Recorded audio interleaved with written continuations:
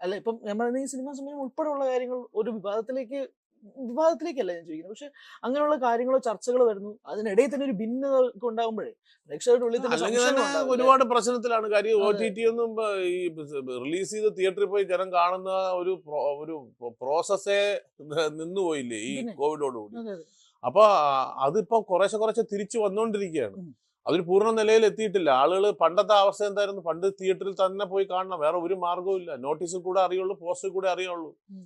റേഡിയോയിൽ കൂടെ അറിയാം ഒരു പക്ഷേ. അല്ലാതെ എങ്ങനെയാണ് ജനങ്ങൾ അറിഞ്ഞുകൊണ്ടിരുന്നത്? 75-ലും 80-ലും 90, 85, 90 വരെ, 95 വരെയൊക്കെ എങ്ങനെയാണ് അറിഞ്ഞുകൊണ്ടിരുന്നത്? ഉം. പിന്നെ കുറെയൊക്കെ TV-യിൽ വന്നു. അതെ.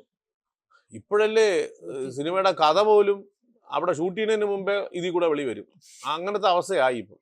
അപ്പൊ അതുകൊണ്ട് കാലം വളരുന്ന അനുസരിച്ച് ബുദ്ധിമുട്ടുകളും വളർന്നുകൊണ്ടിരിക്കുകയാണ്.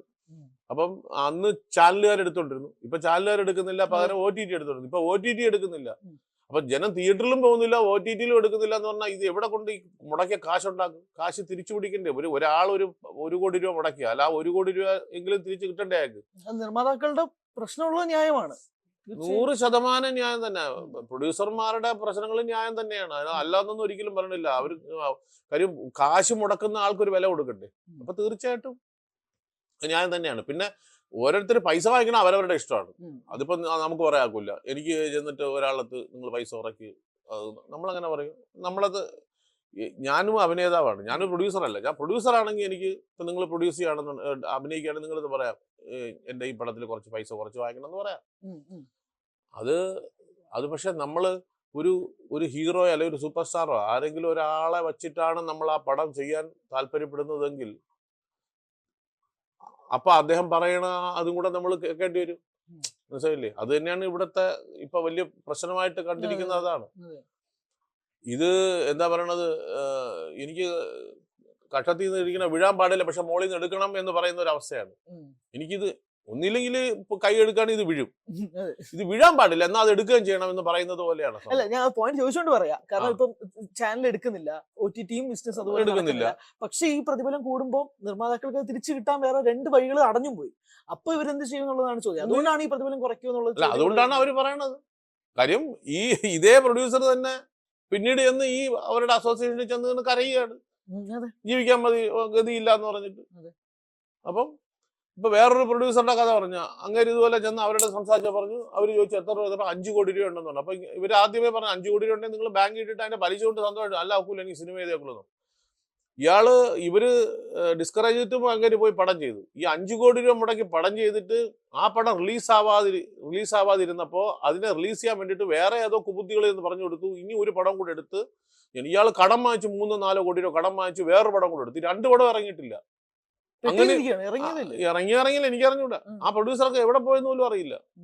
മനസ്സിലായില്ലേ? അപ്പൊ ടെക്നീഷ്യനും ആർട്ടിസ്റ്റുകളുടെയും ജോലി എന്ന് പറഞ്ഞാൽ അവർ വിളിക്കുന്നു, പോകുന്നു, അഭിനയിക്കുന്നു, കാശ് വാങ്ങിക്കുന്നു, പോകുന്നു. അല്ലാതെ ഇത് മുടക്കിയ ആളുടെ പുറകെ പോകേണ്ട ഇതില്ല. പക്ഷെ ധാർമ്മികമായിട്ട് അന്വേഷിക്കാം, എവിടെ ഉണ്ടെന്നുള്ള എന്താണെന്നുള്ളതൊക്കെ അന്വേഷിക്കാൻ വേണമെങ്കിൽ അതിനുവേണ്ടി ഇടപെടുന്ന ആൾക്കാരും ഉണ്ട്. പക്ഷെ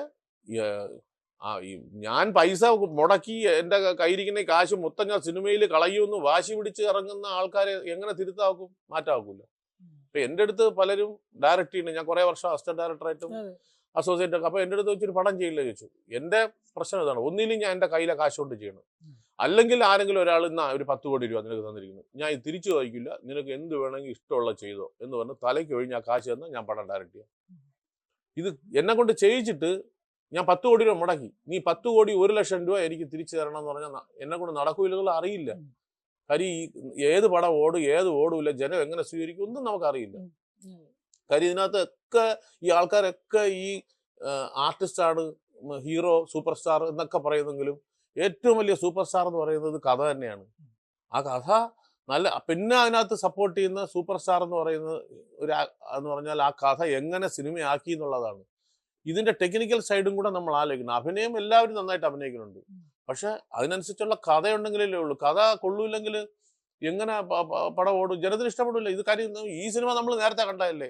ഇപ്പൊ നല്ലൊരു സിനിമ, നല്ല സിനിമ, പക്ഷെ അതേപോലെ ഒരു സിനിമ മുമ്പ് വന്നിട്ടുണ്ടെങ്കിൽ ജനം അപ്പൊ തന്നെ തിരസ്കരിക്കും, വേണ്ടെന്ന് വയ്ക്കും. കാര്യം എന്ന് പറഞ്ഞാൽ ഇതേ കഥ വേറെ വന്നിട്ടുണ്ട്. അപ്പൊ അതുകൊണ്ട് ഒരു സ്റ്റോറി തന്നെയാണ് വളരെ പ്രധാനപ്പെട്ട ഒരു ഘടകം എന്ന് പറയുന്നത്. അത് എങ്ങനെ കൺസീവ് ചെയ്ത് ഒരു സിനിമയാക്കി എന്നുള്ളത് രണ്ടാമത്തെ ഘടകം. പിന്നെയാണ് അഭിനയവും കാര്യങ്ങളും എല്ലാ സംഭവങ്ങളും അതിനകത്ത് വരുന്നത്. അപ്പോൾ ഇതൊരു culmination of so many things. എന്നെല്ലാം മുകളിലിരിക്കുന്നത് താൻ പാതി ദൈവം പാതി, ഇത്രയേ ഉള്ളൂ. ആ ദൈവം എന്ന് പറയുന്നതാണ് പൊതുജനം. അവർക്ക് ഇഷ്ടപ്പെടണം, അവർക്ക് ഇഷ്ടപ്പെടുന്ന രീതിയിൽ ചെയ്താൽ സിനിമ ഓടും. അപ്പൊ ഈ OTT-യുടെ ഒന്നും പ്രശ്നം നമ്മൾ ഉദിക്കുന്നത് തിയേറ്ററിൽ സുഖമായിട്ട് 10-50 ദിവസം ഓടുമെങ്കിൽ നല്ല കളക്ഷനാണ്. ഇപ്പോഴത്തെ കണക്കിൽ 50 ദിവസം പോലും വേണ്ട, 20 ദിവസം അങ്ങോട്ട് ഓടിയാൽ മതി. ഇറങ്ങി റിലീസ് ചെയ്യുന്ന തിയേറ്റേഴ്സിലെല്ലാം 20 ദിവസമോ 25 ദിവസം എന്തോ ഓടിയാൽ തന്നെ കളക്ഷൻ വരുന്ന പറയുന്നത്. എനിക്ക് അതിന്റെ ഡേറ്റയൊന്നും കറക്റ്റ് അറിയില്ല. പണ്ടങ്ങനെയല്ല, 100 ദിവസം ഓടിയാലേ പടം ഹിറ്റായി എന്ന് പറയാമോ. ഇപ്പൊ അങ്ങനെയല്ല, ഇപ്പൊ 15-20 ദിവസം ഓടിയാൽ പോലും കാര്യം 10, 300, 400 തിയേറ്ററിലല്ലേ ഇറങ്ങണം. അപ്പൊ അതിന്റെ ഇതുണ്ടാവും.